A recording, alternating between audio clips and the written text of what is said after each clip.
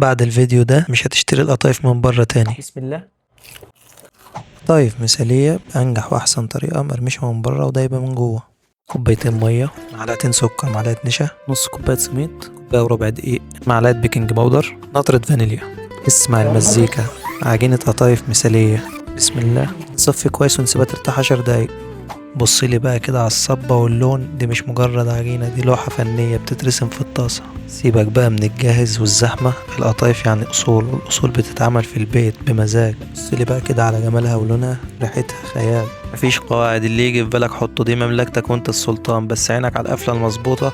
اقفل بالضبة والمفتاح، عشان بعد ما نعملهم كده مش عايزين خيانة في الزيت. انزل في السخن وسمعني أحلى المزيكا اللي بترد الروح. بصلي بقى على اللون، سبايك دهب عيار 24 وهي لسه سخنة نار. انزل في العسل يا عسل، يلمع القرمشة دي، غرقها في الشربات لحد ما تشبع حنية. هي دي النهاية اللي تستاهلها، قرمشة من بره وسكر دايب من جوه.